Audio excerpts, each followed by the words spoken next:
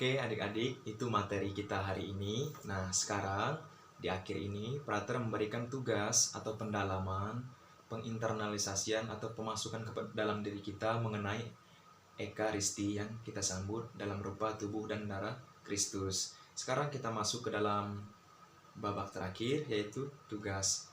Nah yang pertama, karena apa yang kita rayakan itu tidak lepas dari sabda Yesus sendiri. Lakukanlah ini untuk mengenangkan daku, inilah tubuhku, inilah darahku. Itu dari Yesus sendiri.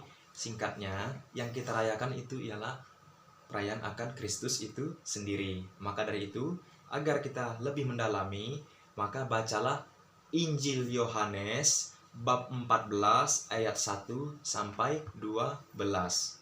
Injil Yohanes bab 14 ayat 1 sampai 12. Judulnya mengenai rumah Bapa. Ingat ya, baca secara perlahan, pelan-pelan, kemudian renung-renungkan dan diulang minimal 2 kali atau 3 kali, bahkan mungkin 4 kali sampai 5 kali. Silakan didalami, ada yang menarik dari bacaan ini. Silakan dibaca, kita akan menemukan kelegaan rohani dan kemampuan kita semakin berelasi dengan Allah semakin terasa dengan kita membaca dan merenungkan serta memasukkan diri kita di dalam cerita. Misalnya, Prater berikan contoh, janganlah gelisah hatimu, percayalah kepada Allah, percayalah juga kepadaku. Janganlah gelisah hatimu. Ulangi, janganlah gelisah hatimu, percayalah, percayalah, percayalah. Kemudian adik-adik, setelah membaca dari Injil Yohanes bab 14 ayat 1 sampai 12 ini secara berulang-ulang, tadi apa perasaan adik-adik setelah membaca? Misalnya, wah kok aku tergerak hati, atau gembira, atau kemungkinan semakin diteguhkan dengan kata percaya, atau berkobar-kobar, atau apapun. Tuliskanlah apa perasaan adik-adik setelah membaca, merenungkan teks kitab suci tadi. Kemudian, kata apa yang menarik hati adik-adik dan sangat bergema di hati maupun di telinga? Mungkin janganlah gelisah hatimu, atau percayalah kepadaku, percayalah kepadaku.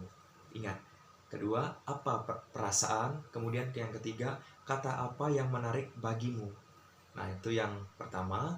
Yang kedua, tuliskan inti khotbah dari Romo. Jangan panjang, singkat aja. Misalnya, apa yang menarik bagimu atau menggerakkan hidupmu. Misalnya kata romonya, pada minggu ini kita diajak oleh Yesus Kristus untuk semakin teguh di dalam iman. Nah, itu intinya. Berarti kita teguh di dalam iman. Oke, yang kemudian, apa yang kamu rasakan dari sapaan Yesus melalui khotbah Romo tadi? Teguh dalam iman, berpengharapan di dalam kasih. Iman, kasih, dan harapan.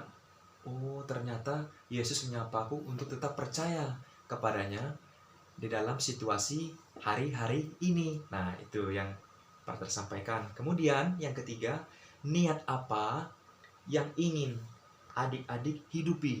Oh, misalnya, niatnya untuk lebih dekat dengan Tuhan, walaupun tidak merayakan perayaan Ekaristi di gereja seperti biasa, adik-adik juga bisa mengikuti lewat live streaming. Nah, itu niatnya. Atau kedua, doa pribadi di rumah tiap malam, atau merenungkan sabda Yesus, inilah tubuhku. Silakan adik-adik.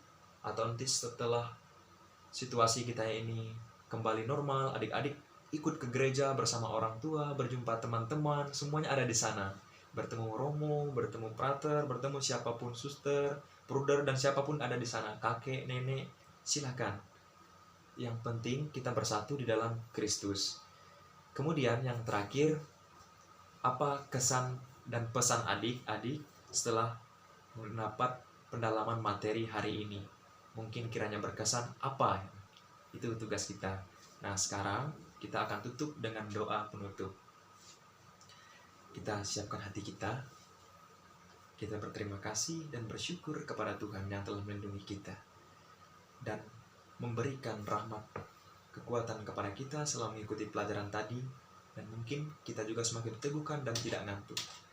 Dalam nama Bapa dan Putra dan Roh Kudus. Amin.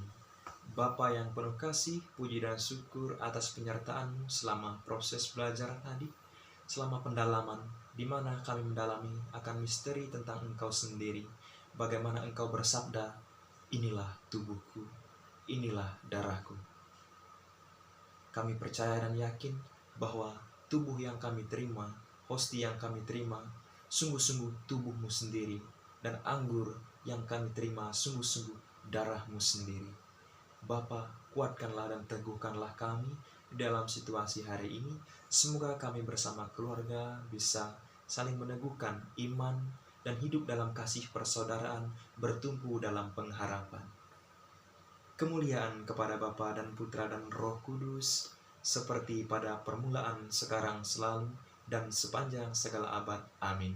Dalam nama Bapa dan Putra dan Roh Kudus. Amin. Terima kasih. Selamat pagi.